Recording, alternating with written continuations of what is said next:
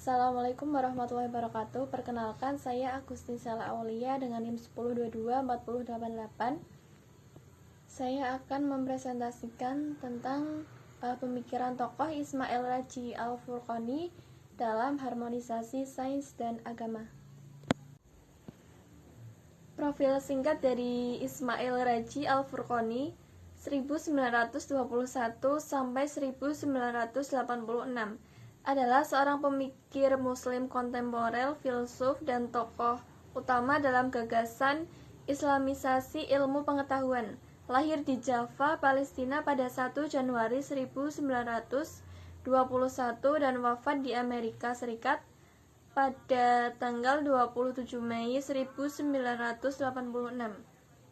Al-Furqani menempuh pendidikan tinggi di berbagai institusi barat dan timur, di antaranya American University of Beirut. Yang kedua ada Indiana University dan McGill University. Kemudian menjadi profesor studi Islam di Temple University, Amerika Serikat. Kontribusi terbesarnya adalah upaya menjembatani ilmu pengetahuan modern dengan nilai-nilai Islam. Menurut Al-Furqani, ilmu tidak bersifat netral, tetapi selalu dipengaruhi oleh pandangan hidup. Karena itu, umat Islam perlu mengembangkan ilmu pengetahuan yang berlandaskan tauhid, etika Islam, dan tujuan kemaslahatan manusia. Selain dikenal sebagai akademisi, Al-Furqani juga aktif dalam dialog antar agama dan turut mendirikan International Institute of Islamic atau IIIT, lembaga penting dalam pengembangan pemikiran Islam kontemporer. Terus ada inti gagasan pemikiran Ismail Raji Al-Furqani tentang harmonisasi sains dan agama. Yang pertama, prinsip tauhid sebagai landasan ilmu. Menurut Ismail Raji Al-Furqani, tauhid merupakan fondasi utama dalam seluruh bangunan ilmu pengetahuan. Tauhid menegaskan kesatuan Tuhan, alam, manusia, dan pengetahuan.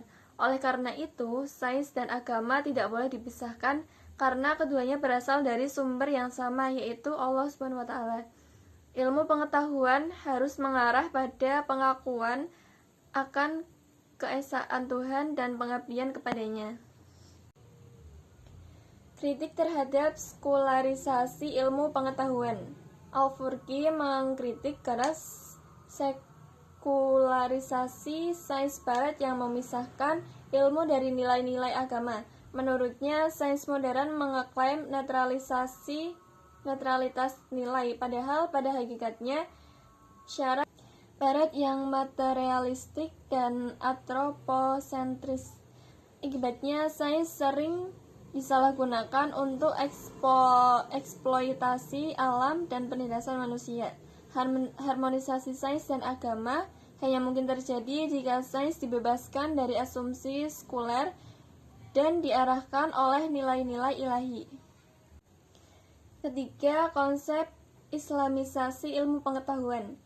Gagasan utama Al-Furqani dalam harmonisasi sains dan agama diwujudkan melalui konsep Islamization of knowledge. Islamisasi ilmu bukan berarti menolak sains modern, melainkan yang pertama itu adalah mengkaji ulang konsep, metode, dan tujuan ilmu. Yang kedua, menyaring unsur yang bertentangan dengan nilai Islam. Yang ketiga, mengintegrasikan wahyu, akal, dan realitas empiris. Untuk yang keempat, ada integrasi wahyu dan akal. Al-Furqani menegaskan bahwa wahyu dan akal tidak bertentangan. Wahyu berfungsi sebagai petunjuk normatif, sedangkan akal dan sains berperan mengkaji realitas alam. Harmonisasi terjadi ketika akal bekerja dalam koridor wahyu, sehingga ilmu pengetahuan menghasilkan kemaslahatan, keadilan, dan keseimbangan hidup manusia. Selanjutnya ada implementasi gagasan Ismail Raji Al-Faruqi jika diterapkan dalam harmonisasi hukum dan ekonomi positif atau konvensional dan hukum Islam. Yang pertama ada integrasi worldview tauhid dalam hukum ekonomi. Gagasan Al-Faruqi, ilmu harus berlandaskan tauhid atau kesatuan Tuhan, pengetahuan kehidupan dan manusia, sehingga tidak ada pemisahan antara nilai agama dan ilmu pengetahuan modern. Ini berarti seluruh disiplin ilmu, termasuk ekonomi, harus diinterpretasikan dalam kerangka nilai Islam.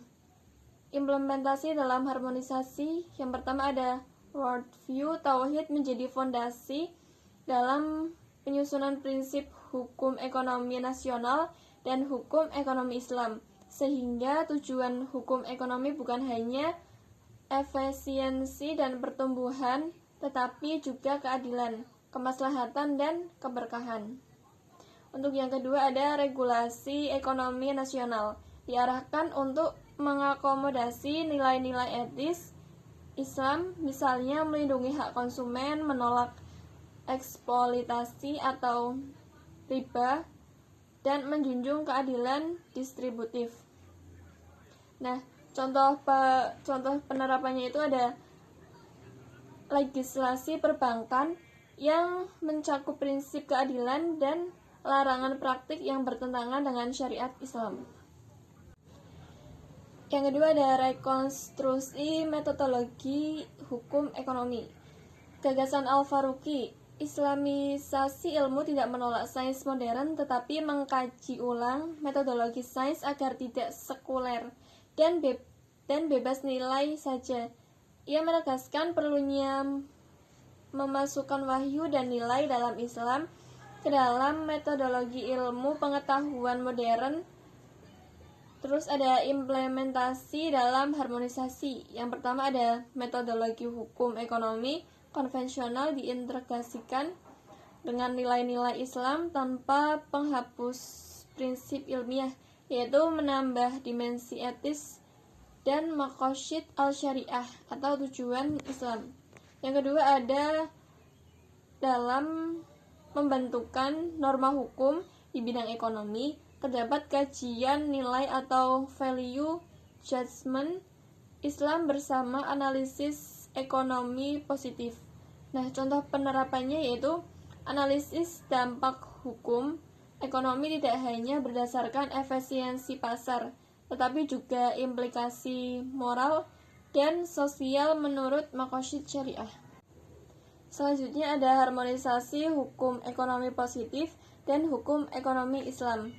Gagasan Al-Faruqi, pemisahan ilmu berdasarkan sekularisme melemahkan integritas ilmu. Oleh karena itu, ilmu harus diintegrasikan kembali dalam kerangka Islam. Implementasi dalam harmonisasi hukum, yaitu yang pertama ada hukum ekonomi positif tidak ditolak, tetapi diperkaya dengan prinsip hukum Islam seperti larangan riba, horor, dan masyir, serta tujuan keadilan dan kesejahteraan.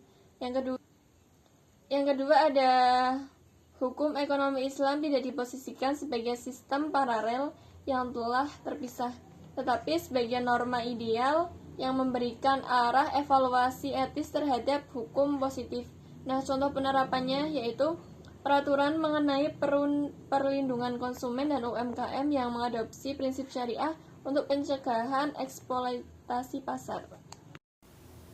Terus selanjutnya ada penguatan tujuan etis terhadap kebijakan ekonomi.